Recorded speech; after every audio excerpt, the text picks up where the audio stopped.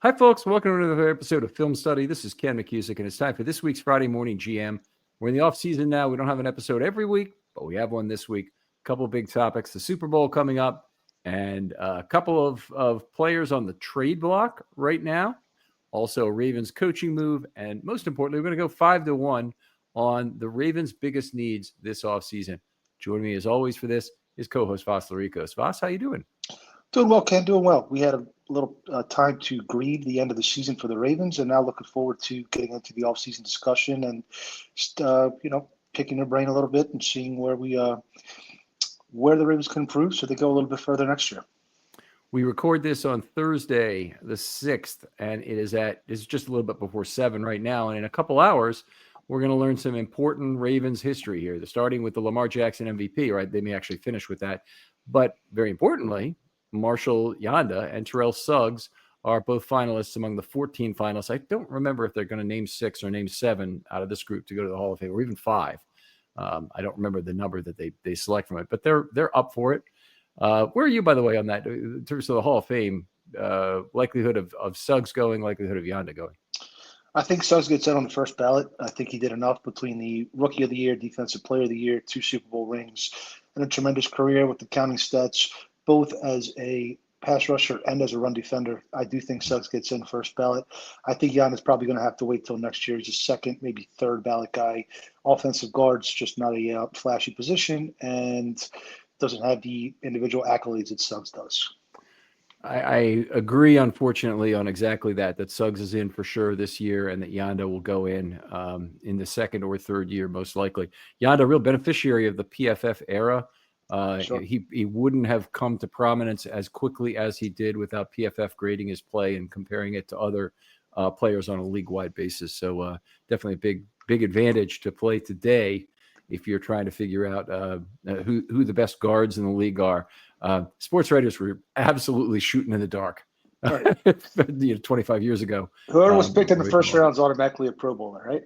Yeah, there you go. And this, if once you're a Pro Bowler, you're the same Pro Bowler for 9 more years. So right. Anyway, that was the way those things tended to work. All right, got the Super Bowl coming up in a few days. Going to watch it, I assume? Absolutely. Having a little get together with the family and looking forward to it. 2 pretty dang good teams. I think if the Ravens did get past Buffalo, it would have been pretty tough to run the gauntlet of KC and then Philly if that were the layout. KC has a superior coach, superior quarterback. Philly pretty much has them beat, more talent at least everywhere else. So it should be entertaining, I hope. Both lines, Philadelphia much stronger. And it'll be interesting to see if Spags can scheme his way out of this, because it's not it's not a paper bag to scheme his way out of. It's a much harder chore for him to do that. I like the Eagles. I probably don't want to see the Chiefs three-peat. Not really crazy about the Eagles winning either, but of the 2 choices, that's the way I would go. It is what it is. I'll hope for an entertaining game. That's the least I can hope for. Sure. Got a couple of players that have either requested a trade or their team has said they're available for trade. And let's talk about them. We'll start with Cooper Kupp, who's definitely the lesser name on this list. The Rams have indicated they want to trade him. Any chance that he would fit for the Ravens? I think he could fit for the Ravens schematically as a slot player, especially if they're going to utilize more 11 personnel and less 12 personnel. He's one of the best blockers out of the slot. But I don't think the numbers work, and I don't think you want to necessarily invest on a declining asset. All the way there with you. He'll be 32 when the season begins. Just getting a 32-year-old receiver is something that I would never do. And not like he was terrible or anything this last year. He was okay. What does their stats look like? Caught 73, 105 balls for 800 yards. So he's under 8 yards a target at this point in his career, which shouldn't shock anybody. Started the season strong, seemed to wear down as the season progressed. Nacua really was their number 1 towards the end of the year, it seemed. Cooper Kupp has been remarkably consistent in his entire career with his ADOT. And he's played all his time with LA, so it's a system thing in part. But his ADOT has been between his 8.2 average, 9.6 as a rookie, and 7.0 at the very lowest. That's incredibly tight range to have your ADOT in for your entire career. So obviously he's running a lot of shorter routes with that and not not the deep threat that he could be, but always been a high volume target. That really slowed down towards the end of this last year. Only had looks like 17 targets in the last 5 games the Rams played, including the 2 playoff games, and so he had a lot of targets, 88 before then, leading up to the season. So I don't think there's any way. I think his salaries for the next 2 years, I think, are $27 million total, and the Rams are going to want to get rid of most of that because that's what they really want to do, is get rid of that contract so they can make some other moves. Right. I don't see that as a reasonable possibility for the Ravens. No, I mean, if he was released and on the open market and available to make a deal with, then maybe it could work but I don't think he's worth that kind of money at this point in his career. Yeah. And someone else will overpay him, someone else with cap. So we just, I wouldn't want to be part of that either.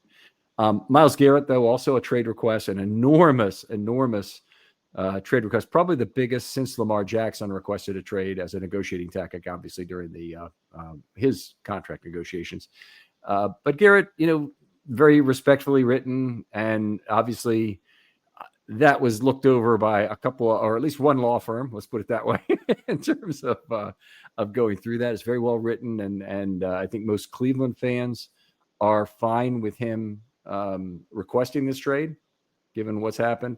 And effectively the Cleveland Browns, who might have decided they wanted to trade him and acquire draft capital for the future and effectively reset the franchise again, because that's what they'd be doing. They'd be creating a tank year, and they'd be resetting the franchise again. They're now given all the authority from the Cleveland fans that they want. Yeah, so beneficial to the Browns front office from that perspective. It's a little bit good to see a player that requests a trade because he wants to win, when there's been so many players requesting trades because they want more money and more opportunity. Yeah. It's good to see that there are still some players that have that mindset these days. For my money, he has been the best defender, at least the best pass rusher in the league for the last several years, better than Watt, better than Bosa, better than Parsons, in my humble opinion. Excellent player, tremendous player. I believe if Cleveland does execute the trade, they are really going to eat a ton of dead money on top of what they're already eating with Deshaun Watson. So it looks to be certainly a reset, rebuild situation for them, one way or another, really. It's interesting. There's a whole cascade of things that would come from it, because in 2025, most of their money had already been assigned out. And so there's not a whole lot of players that they can cut and be rid of. Jack Conklin, they can let go. He's still got a little bit of money in cap savings. He makes $14 million, but there's about $4.6 million in cap savings. They'll have to make additional moves to push more money forward in order to make this release. But what they're really looking for is assets, and I think it might be a 2-year reset where they plan to crater twice, get the Deshaun Watson contract behind them. They may have some money coming back on that, by the way, from injury. It's possible that they get since Watson. Yeah, insurance payout. Exactly. I believe they declined the insurance. Maybe that's another player I'm misremembering. No, they bought it. They offered it? Okay. Yeah, well, that's unfortunate for the Ravens. Yeah. I was listening to Daniel Jeremiah's podcast earlier on the way home today, and he was saying if he was Cleveland, he does not want any 2025 picks. He only wants 26 and 27 picks. Anticipating a 2-year reset, and also hoping that the next crop of quarterbacks from the next few years is going to offer a little more upside than this current year. That makes a lot of sense. To load up in 26 makes a lot of sense from that standpoint. And there'll be no team in the entire league that would be trading for Garrett that wouldn't be unwilling to trade 26 and 27 draft capital as opposed to 25. So that could work for both sides. Agreed. All right. Ravens made a coaching move this week. Another one, bringing in Tyler Santucci to coach the inside linebackers. I would say a much needed move. And this guy has quite the pedigree and is a younger guy at 37 who really rebuilds the Ravens coaching tree as I see it. Yes. Very intriguing, enticing hire, coming as a defensive coordinator now to the pro level as a position coach, who was coveted at the college level as a defensive coordinator. Seems to be have the makings of a long-term coach. I don't think we touched on Chuck Pagano either, because we weren't all on last week, but I am thrilled by that move. One of my favorite defensive coordinators in team history. He was sort of the one that got away where you wanted to keep him, but he took the job sort of like Gary Kubiak. I kind of think that he's the defensive version of Kubiak. I'm very excited to see what he brings, how he influences Zach Gore, maybe to become a more aggressive coordinator versus Dean Pease, who seemed to pacify him a little bit. Yeah, that's a good point in terms of relative passive aggressiveness, which is kind of interesting that this shows up in football. But the other thing is that Pagano is not a long-term hire. Pagano is 65 years old, and Pease is, 75, 76 years old now.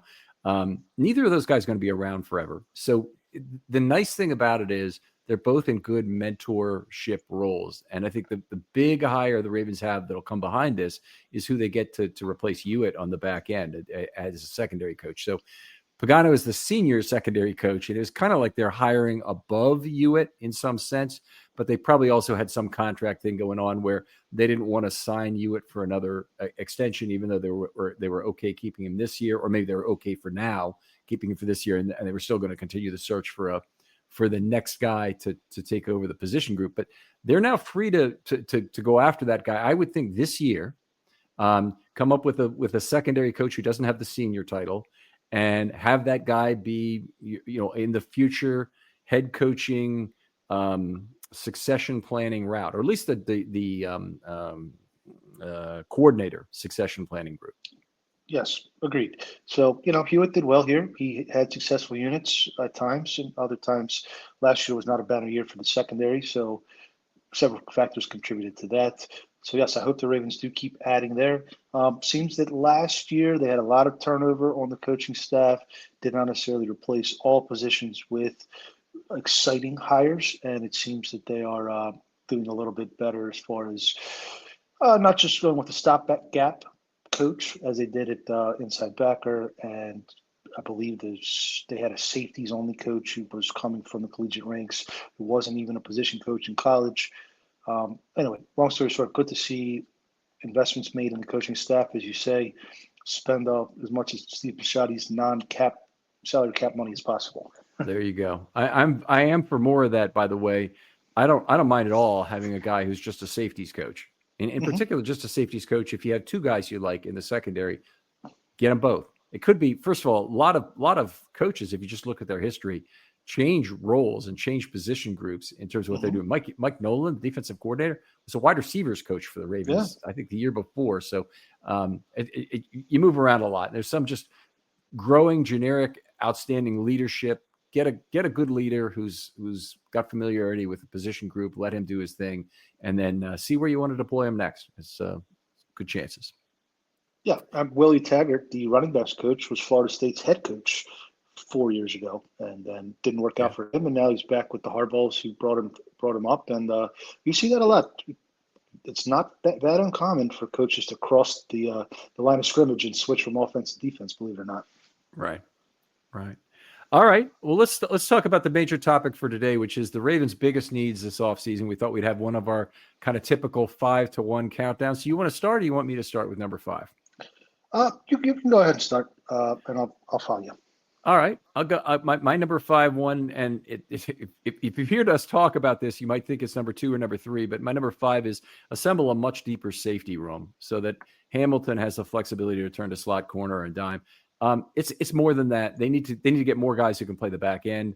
Ardarius Washington, I don't think, is in the ideal position for him to be at safety. He can play it, and he played very well at the end of last year. I just think they'd be better off if they could take advantage of his versatility as well to go up and play some nickel if they need him to do that full time. And for that to happen, they're going to need to have, I think, not just one, but 2 more guys that can trust to play at least a split field role on the back end. So that's my number 5 item.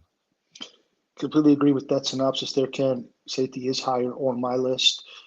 If you think about it, Ardarius is a restricted free agent, could be second round tender, could be low round tender, could be short-term extension. We don't know, but it's not a short thing, and I don't want to break the bank for somebody with a half a year of strong or of good safety play necessarily. Kyle Hamilton, completely agree with you. He is more effective, more impactful, closer to the line of scrimmage. The Ravens certainly batten down the hatches and stopped allowing explosive plays when they made the change to safety. However, your takeaways were much reduced. They went from the fifth most takeaways in 2023 to the sixth least in 2024. And I think bringing Hamilton closer to line of scrimmage helps rectify that issue. So I definitely agree that's a high priority. I have it higher than you do. Okay. What's your number 5? Number 5 for me is adding a wide receiver 3 to compete with Tez Walker. Only 3 wide receivers under contract at the moment in Zay Flowers, Rashad Bateman, and Tez Walker.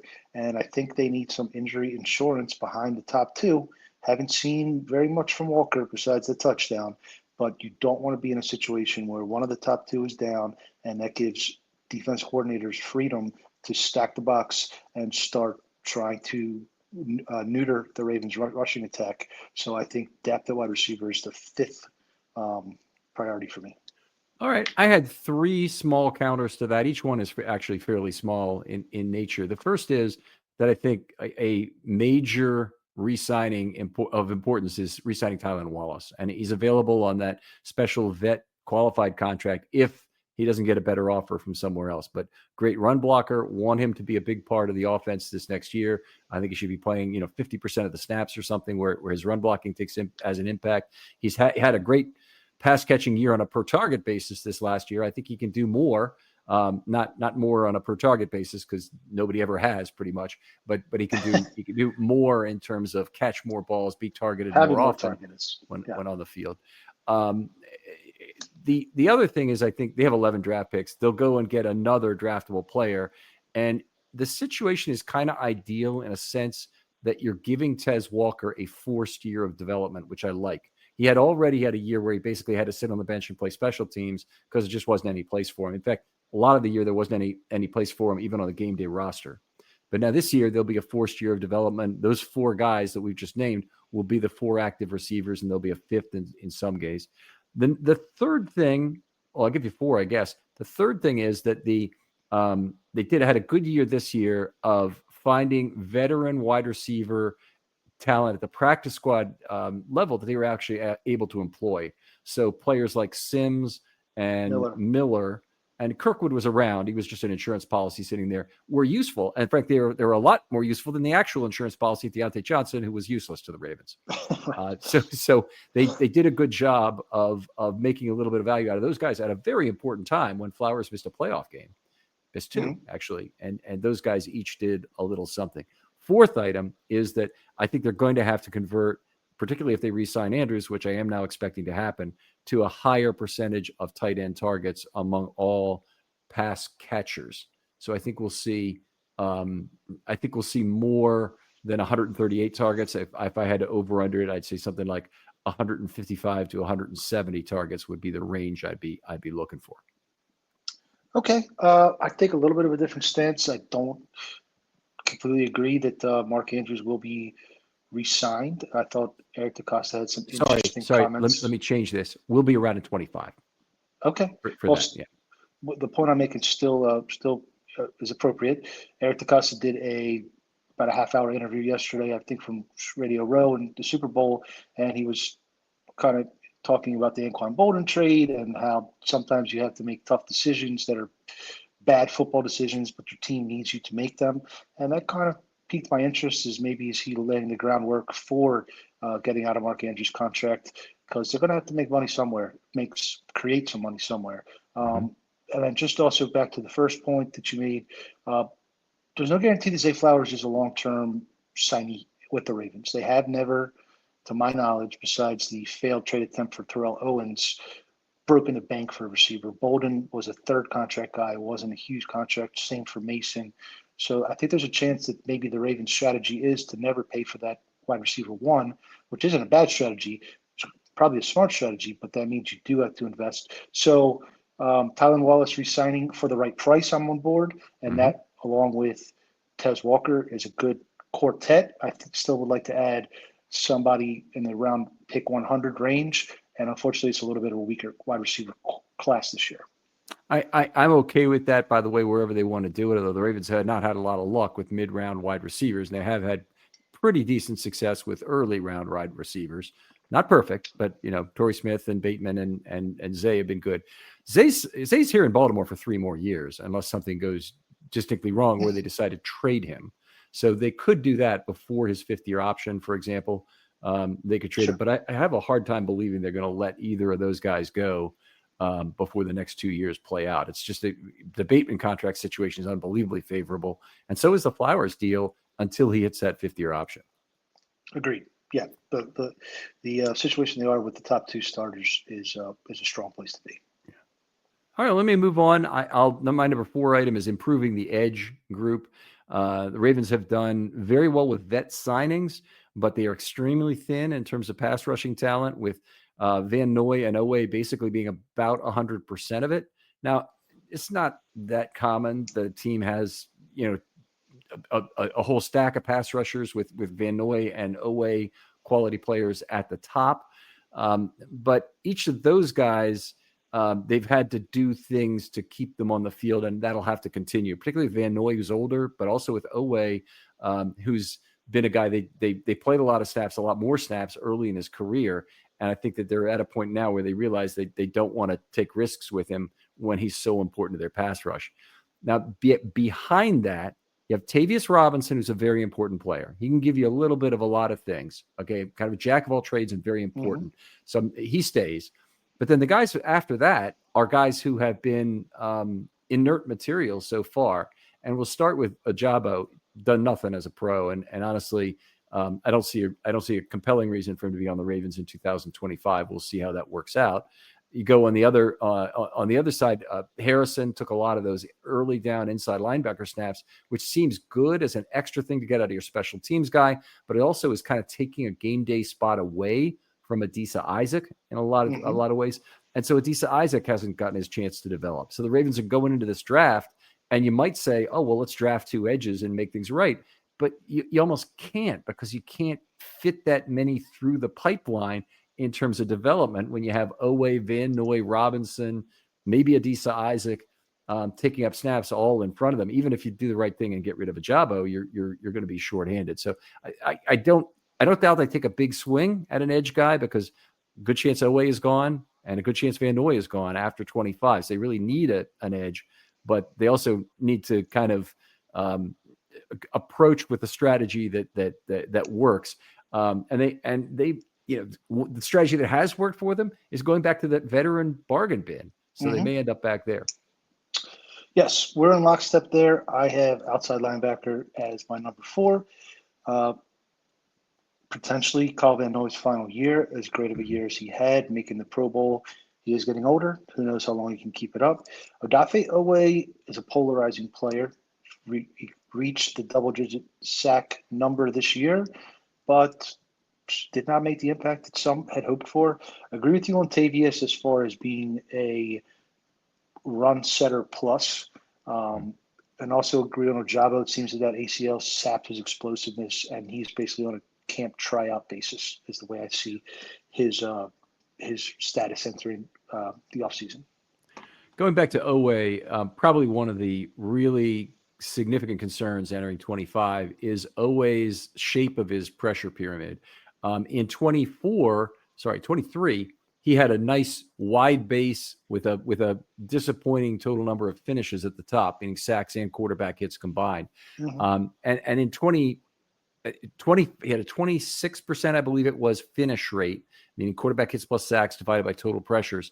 And in 24, that became 50 or 52%, 50 or 51%. Anyway, we did it in the outside linebacker show. I was discussing it, and that's not sustainable. I mean, he won't have it. He didn't have enough pressures to accumulate 10 sacks, put in the simplest possible terms. So things could get better in terms of interior pressing. A healthy Broderick Jones and Matabike working together again this year could create an improved pressure, or he could have another partner on the edge who's exceptionally good. But it's hard to imagine the situation getting a lot better than it was with Van Noy, Jones, and Matabike this year. It could get a little better, but I don't think it'll get a lot better. So Oweh still needs to improve in terms of his pressure rate. Yeah, as far as looking long-term for Oweh, I don't know if he's earned a $20 million, $25 million a year contract quite yet. His snaps were reduced, and I think that was one of the benefits is he was able to shoulder a lot of snaps in 23, did not do quite as well in 24. A final point I'll make on outside backer, if the Ravens are looking to make a cherry on top type of move, as they did on offense this last offseason, adding Derrick Henry to an already formidable rushing attack, if they're looking to add to a already formidable pass rush, I could see them spending a little bit of cap, if they can find it, on another outside backer to be that Clowney type of force that helps collapse the pocket and force the quarterback into quick decisions, generate more takeaways. A vet bargain guy, then, is what you're talking about, right? I'm saying probably if they are going to splurge on a position that they don't necessarily need, but they see it as a cherry on top type of move, I could see them paying up, not scared obviously, but somebody in the mid range to add to the group. Yeah. And just to be clear, by the way, Oweh did play 636 snaps this year, so it was the biggest number he's had in his career. But he during the second half, when the Ravens, potentially could have used him to play a lot more snaps, he didn't, because the Ravens were very concerned about the fragility of their pass rush, and they had to take him off the field a lot. But he was on pace to have an even bigger number based on his early season run up. All right. I'd be interested to see if what you're saying comes to truth. So that was both of our number fours, or so we on to my number three? Your number three, yes, sir. Okay. So I think they need to replace Michael Pierce. And effectively, I call it beef up the defensive line. But when Pierce is getting everybody to sign his helmet, that's a pretty clear indication he's retiring. This is kind of an old-maid contract coming to fruition, by the way, that there's a player who signed for one extra year. You'd actually like to have him for that year, but it's not central to him to play that year. So seemed to be, obviously out of shape as he finished the year as he did. The Ravens will need a fairly significant draft capital infusion to snag a pocket compressing nose tackle. They can get a run stuffer. You can get one cheaper than that. But if they want to get a pocket compressor, we're probably talking about a second or third round pick. Okay. That would have been sixth for me, or an honorable mention category. The big issue is Travis Jones entering his fourth year. And I would put Travis Jones at the very top. If there's somebody that is deserving of an early extension, I believe it is him. And you have Madubuike locked up long term. You can find a pure Michael Pierce type nose tackle late. A couple years ago, I liked a guy named Tadaro Slayton coming out of Florida. He was drafted, I believe, in the 5th or 6th round by the Packers. He's developed into a very fine Brandon Williams-esque run stuffer. So if that's what you need, I think you can find it if you need more. Didn't you know it's possible to get THC shipped right to your door? Mood delivers premium, 100% federally legal THC directly to you. I'm talking about delicious, high-potency gummies, top-shelf flour, home-baked cookies, vapes. Anything you'd find at a dispensary, you can now order online and have it shipped quickly, discreetly, and conveniently right to your door. And every Mood product is made from pesticide-free cannabis grown on America's best small farms at prices that won't destroy your wallet. Best of all, not only is every Mood product backed by a 100-day satisfaction guarantee, but as I mentioned, listeners get 20% off their first order with code RAVENS. So head to mood.com/ravens, check out their online dispensary, and let Mood help you discover your perfect mood. And don't forget to use promo code RAVENS when you check out to save 20% on your first order. Penetrator, of course, you're going to have to pay up for it. It does seem to be a very strong defensive tackle class in the draft this year by the early reports that I'm seeing. I am eager to see that. Slayton, not the kind of pressure total that I would want. And that's what I mean when I'm talking pocket compression. I want what Michael Pierce delivers in terms of pressure to be replicated. That's going to be, that'll be hard to find. But I'm in complete agreement with you, by the way, on the issue of Travis Jones. Was that your number 3 item? No, that was my number. That was an honorable mention. I was just retorting back to you. Okay, sorry, your number 3 item then. My number 3 is cornerback.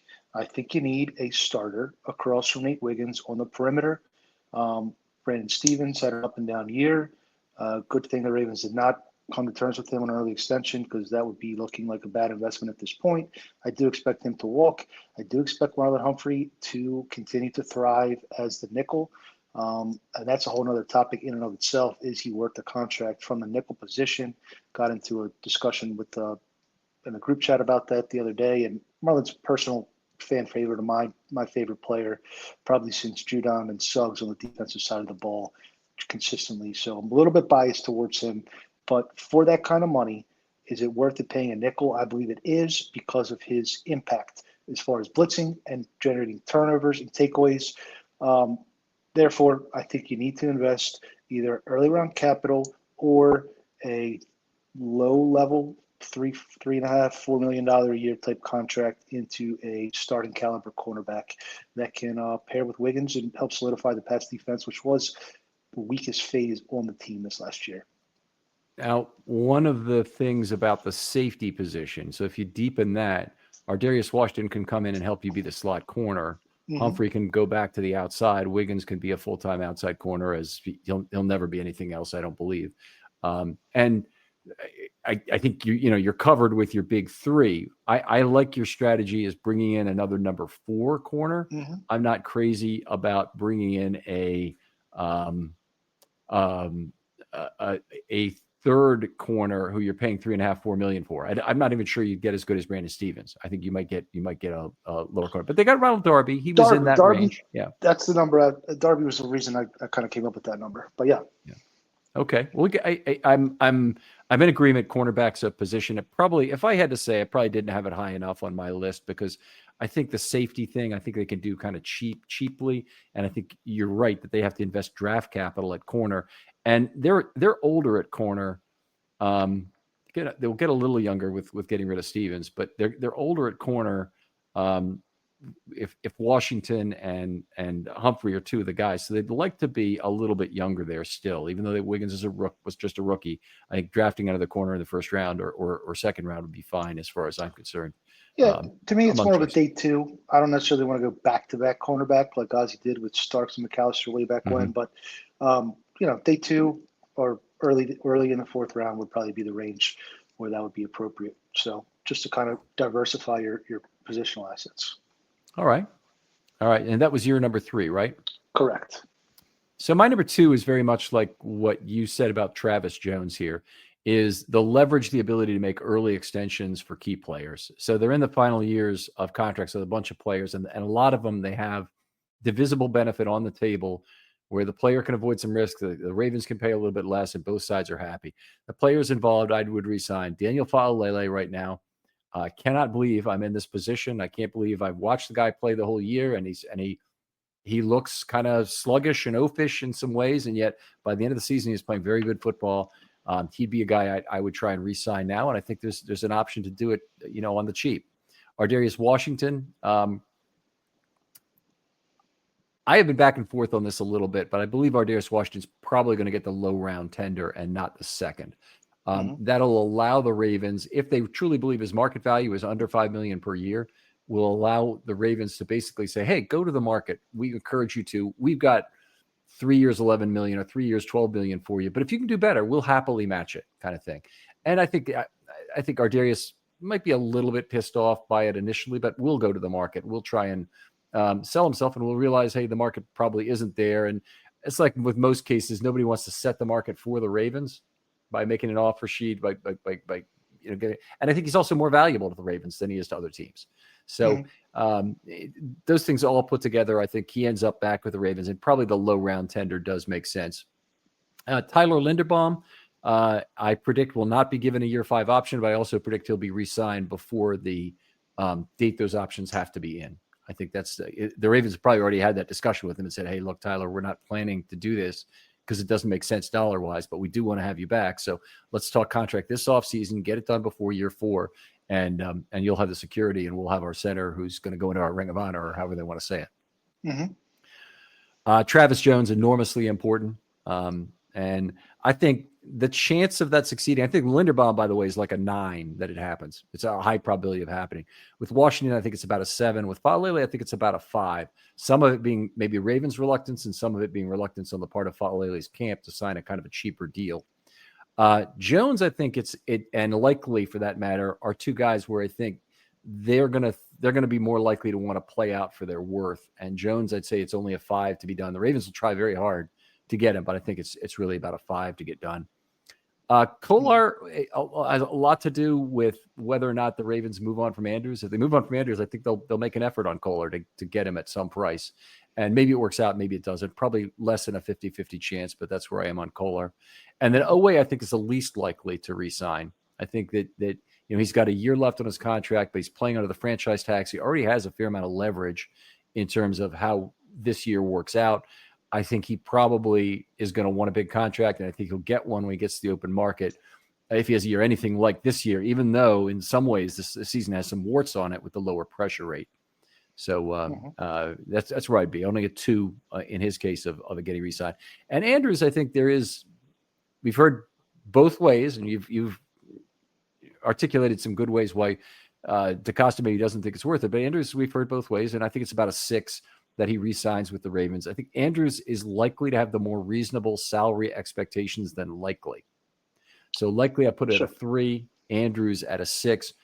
Andrews signing right now for 3 more years at $11 million doesn't seem to be an unreasonable figure. I think he'll realize he's had his big. He's in the Ring of Honor no matter what. He'll always be one of the inner circle of the Ravens elite. Likely could get there if he signed this next contract with the Ravens, but I think he's going to be pushed by his agent to try and get to another situation. Well said, Ken. Certainly a major consideration for this offseason is setting up them in a position where they don't have an exodus next offseason like they did before 2018.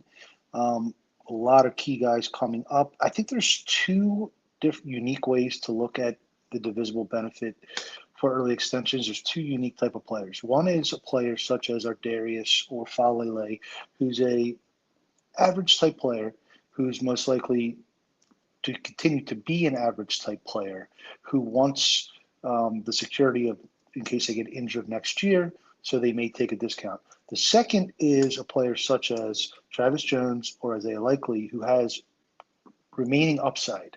So if the Ravens can sign them to quote unquote market level deal, and it has a chance to become a value to the team in the future as they continue to improve. So 2 unique things. I want to caution against always pushing for early extensions because they don't always work out. And if you look back through the last 5-6 years, I would say Marlon Humphrey's early extension certainly worked out. I would say Mark Andrews' early extension certainly worked out. I can also point to Chuck Clark, Patrick Ricard. Yeah, I'd say they worked out. You can also I want to hit the area of player where you're saying don't do it. So in Chuck Clark and Patrick Ricard. Those are the guys that I'm not necessarily interested in doing because, and we've talked about this before, I believe in a little bit more top-heavy roster. And if you do that to 3 or 4 guys, maybe you don't have enough to bring back both Likely and Jones. So would you rather have 3 mid-level guys or 3 guys making $5 million a year or 1 extra guy making $13 million a year and you fill in the other 2 with vet min types? Those when it comes to positions where you can fill in with vet min types, I lean towards that side. Okay, that's fair enough. They've got 4 big contracts, but neither of us is allowing Hamilton to walk. And Hamilton might be signed this year, he might be signed next year, but either way, we're not allowing Hamilton to walk. So you got 3 other effective players. Okay, rank them 1 to 4. The guys you would want. So I would say Jones, Likely, Oweh, and Linderbaum. Linderbaum's a tricky case to me, Ken. I've even entertained some discussion about trading him early and reaping benefit. As you made the case, he's a better run blocker than pass blocker. I don't think that his size is ever going to make him an elite pass blocker necessarily. There is value to be had in a center that can get downfield and create chunk plays in the run game. But if I'm looking to a place where the Ravens can sacrifice a little bit, I would say the run game would be it. So I'm not breaking the bank for Linderbaum personally. We've seen Lamar Jackson have hypothetically 3 MVP seasons. The common denominator in all 3 is strong tackle play and not necessarily strong play on the interior. So that's sort of the way I look at it. Okay, I think that's very good. Order these 1, 2, 3, 4 then of who you want, who you're paying for. I would go with OA4. I think after I would say Jones likely, OA, and I put Hamilton, I guess, 1 if he's allowed to be included. No, he's not in the group. So it's those 4 guys you named: Jones, likely, Linderbaum, and Owe. I would not jump at Linderbaum necessarily. Let's see how he fares in pass protection this season, and then reassess. That's what I would do. All right, I have it as Jones likely, Linderbaum, Owe of those 4. It sounds like we're similar. I think you said Linderbaum 4th, but maybe sorry, Owe 4th, but you may have flipped on that. I might only do 3 to be honest, for market value. Okay. All right. And reserve that money for Flowers and reserve that money for Flowers and Hamilton down the road. Okay, fair enough. So your number 2 item. My number 2 is safety. Ardarius, and I agree with you. I believe he would be best deployed as a utility man who can play on the back end, who can also play nickel. And I don't think there's a problem having both he and Marlon. You can never have enough defensive backs and safeties, as Ozzie always said. And I really want to free up Hamilton to be able to come down, as I said earlier, to help generate more takeaways. I don't think they really have very much at all behind them. And you really need 3. And you could, in an ideal world, those both are playing half of their time at safety. So that counts for 1 if you do the math that way. So I think you definitely need quite a bit of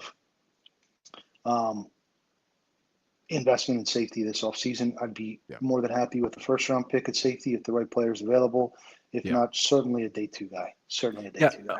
Often end of the first round is a place where free safety is available. Xavier McKinney, we could have had there, for example. Rewatched the video of me being upset with the Patrick Queen pick in real time. It's actually kind of funny. But I believe I was on the Baltimore Beatdown live stream with Jake and Spencer during that pick, and I was also furious at the pick. I will say that. Very good. Who did you want as your pick? Were you for Epinesa or for McKinney, or who did you want at that point? Do you remember? I think I wanted Grant Delpit. Didn't Grant Delpit go at the top of the second? And he was a safety. And I liked him a little bit better than McKinney. McKinney's turned out to be a better player. Delpit's been good though the last few years. I will say that. Yeah, certainly a decent career there. Okay, number 1, I'm guessing we're talking about the same thing. I want offensive line depth, and I've got a way to say it here. They got 3 of the 4 offensive tackles are potentially out the door: Stanley, McCary, and Jones. They're going to have to re-sign, I think, 2 of those somehow. Jones almost has to be one of them because I think he's going to be the cheapest. And then they either have to sign McCary or Stanley. And if they sign McCary, it's not a great signing, I don't believe, because he's not really a guy I want to have as the starting either left or right tackle. Exactly my thought. Yeah, go ahead on the offensive tackles and then I'll move on to the interior depth. Yeah, mine's a little bit more specific to offensive tackle as opposed to the entire O-line, because I do think Voorhees showed enough to have some confidence that Lamar can prop him up as he did with Falele to get the job done. As Falele did, it wasn't pretty, but he got the job done. But yeah, we have 1 offensive tackle under contract right now in Roger Rosengarten. He had a tremendous rookie season, but also received a lot of help during the way. Yep. And I think this Ronnie Stanley decision is one of the hardest decisions of recent Ravens memory as far as what should they do, how should they approach it. If there was a way to get a veteran that could, give you some upside there, I'd be intrigued. But I do think that this is the number 1 draft priority and the toughest decision. And I also agree with you on Jones. I think he should be brought back on a low-level contract. Hopefully they can get him for that. I don't know if some other team has seen him this year and said, oh, yeah, we could use him, or he's another backup tackle that makes sense. On the interior offensive line, I'm not as sanguine about the situation here as you seem to be. Cleveland is walking. That'll leave them with a paper-thin group of 3 starters. McCary possibly returning, but actually I think it's kind of a long shot. They'll have Samac as a backup, and then they're going to need to find some additional talent in the draft. Now, there's nothing wrong with going to the draft for talent and hoping you hit on one guy who's a second rounder and he plays well in his first year, like Rosengarten did this year. But there's four guys potentially leaving the Ravens from the offensive line if all of them go: Stanley, McCary, Jones, and Cleveland. That is a big hit to depth. Big hit to depth. Where would you, out of curiosity, in an ideal situation, what round would you select an interior lineman? Not the first. Given the other needs included. Not the first, but I'm otherwise open to it. Okay. I think I would prefer the fourth. I think for a guard or center, I'd like to reserve those top 100 picks for the harder to fill positions personally. Okay, well that's reasonable too. And Josh, Voss, I know your stance on drafting value position players. The bulk of the Ravens draft value is in that first round pick. So, right. When I say that lion's share, it's more like 35, 37% will be in that first round pick. It's probably a little bit less this year because they have more of those comp picks. So maybe it's only 30% this year. It's still the lion's share. You got to hit on that first round pick. So I'm with you, not to having a guard in that round. It's tough. I mean, look at Linderbaum. He's played well, but now he's not affordable on the fifth year option because of the position he plays, and that needs to be a consideration. It really does. Yep, I'm in agreement. And that year, the even though Kaiir Elam hasn't worked out, I think having Kaiir Elam and Zach Tom, who's turned out to be fantastic for the Packers, later would have been better than having Linderbaum and JAD. Yes. Which is really what they end up with. So you could have went a couple ways. I wanted Pickens at the time. In the moment, I was hoping for Pickens. In the first round or the second round? In the first. Okay. I was hoping for Hamilton Pickens was a duo walking in the Thursday afternoon. Pickens was the guy who Coach Evans really wanted in round 2 on the draft show when Ajabo was taken, and so obviously, hindsight, I think they would have wanted Pickens, but Pickens would have been very unhappy here. He'd have bitched up a storm over what's happened with Lamar and receivers. Well, unless he was good enough to force them to alter the plan a little bit, which I think could have been a possibility, but that's neither here nor there. Okay. All right. Yeah, I think that pretty well covers it. Did you have a number one that's different at all? No. It was offensive tackle. I think you got to re-sign one. You got to draft one early and probably sign a vet too. I mean, that's a critical position. Again, we've seen Lamar struggle with inconsistent tackle play, and I would certainly want to keep him on this MVP Hall of Fame trajectory, and that's the key to me. We have our two top things in terms of signing players early and the offensive line depth and set in various ways. It's covered extensively in a 3-part show that I just recorded yesterday with at the NFL Analyst. So Orange Kool-Aid drinker, you may know. He did a really good job. In fact, it's probably the most well done, ordered thing I've seen in a film study short. 3 pages of information, a lot of incredible spreadsheet work to try and judge what current contracts are worth in 2025 dollars to talk about what a comp contract might be. And it's extremely well done. He thinks the Ravens can sign every player they have basically back. And that means get Stanley back, which I think he was very optimistic on Stanley's contract, frankly. But it could work out. He had other places where he's paying more. Sign Jones back. He doesn't think Jones is going to command the kind of open market money. He had Jones projected at 12 to 14 million. I think the Ravens would be lucky to get him at that price right now.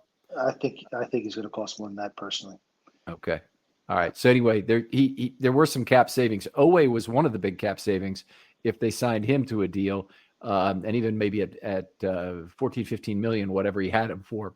But it's a very well done series. I thought he did an outstanding job of laying out the arguments, having a lot of supporting information.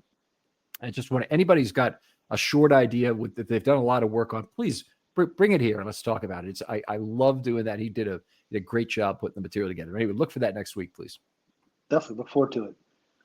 Got a couple of mailbag questions here. The first one is from Angelove85. And he says, EDC said during the postseason presser, this year's offseason decision regarding free agency are a lot easier than last year's, with the depth from 23 being picked apart and the 24 team lacking depth in many areas. Do you foresee depth additions as a focal point in 25? I hope not. Personally, I like to consolidate assets for difference makers as opposed to floor raising additions. But I think EDC's point does have some merit. If you look at this, I just ticked down the 5 positions that I think need to be addressed, and only 3 of them you really need a starter. I can't remember too many off seasons where if you say none of the UFAs or RFAs are coming back, how many starters do you need? And it's only 3. It's usually 5, 6, 7 maybe. So they're in a pretty good spot there. Yeah, what I'd say about it is that I think most of their depth additions will be from the draft. I think they have a good opportunity with 11 picks, and I really hope they don't do a lot of reducing the total number of picks they had this year. Whereas normally I'd say 11 picks, go ahead and reduce by 1 or even 2 if you want to. But this year they've got a fair number of players going to be walking out the door. Just try and replace guys as you see fit. Some of them will work out, some of them won't, and then it looks like 2026 is also going to be a good comp pick year for the Ravens with some of the players who are walking this year. So got another opportunity here to fill out depth of this team and also probably fill out depth for some other teams around the league, which is okay. The Ravens, just need to make good choices themselves and keep the players they can. Yeah, I mean, there's some positions that definitely need depth that should definitely be drafted. Fullback, for example, I think this is the year to move on to the next fullback. You don't need a draft pick for that, do you? With 11 picks, you want to spend a late round pick on the fullback of your hand pick fullback. I have no problem with that. Okay. Certainly not using a 5th, or what was Ben Mason? Ben Mason was a 5th, right? Yeah, not using a 5th, but a nose tackle potentially if they want to go more in that direction of a run plugger, 2-gapper, and a guards. And I think it's not hypothetically a tremendous draft class, but with 11 picks, they don't all have to hit. If you hit on 8 or 9 of them, you're in good shape. Now there's going to be a few psychopaths, and I think the guy you're looking at right now might be one of them, who says the Diontae Johnson situation is going to be magnified in terms of that's the pick they traded away to get Diontae Johnson. And also that's the pick they acquired when they acquired Diontae Johnson. And also that's the comp pick that they got because they had Diontae Johnson counting towards the formula. Even that's going to be fun to watch the next couple of years. Yes, definitely. All right, got a second question here from A Bits. Thank you for your many questions, Bits. Brandon Stevens' time at cornerback for this team is probably over, but would you, the Ravens, be interested in possibly bringing him back as a deep free safety? He would probably be cheap and allow Hamilton to go back to slot cornerback, dime backer, where he is more effective. I mean, it's got to be pretty cheap. I'm not sold on Brandon Stevens' ability as a deep safety. I'm just not. I don't think he's shown enough there to say, okay, here's our guy. We don't have to invest an early round pick in a safety because now we have Brandon Stevens, a converted corner who struggled finding the ball, now playing safety. So on a very cheap deal, I do think he still has some utility for this team. Maybe you bring him back very cheap and you don't need to draft a cornerback on day 2, hypothetically. But I don't think Brandon Stevens is the elixir to the safety room, personally. Okay. I think that's certainly possible. I don't have a problem bringing him back as a free safety, but there's no way the money's going to work out. So it's not really a practical thing. I saw an estimation of Stevens getting 3 years for $25 million effectively. And if he gets that contract, not only am I happy for him, I'm happy for the Ravens because that's going to be maybe a 5th round comp pick they get in exchange for that. Might only be a 6th, but it'll be pretty good. His time at the Ravens, honestly, is probably done. I think he would be a better player on the back end, but that time is probably past.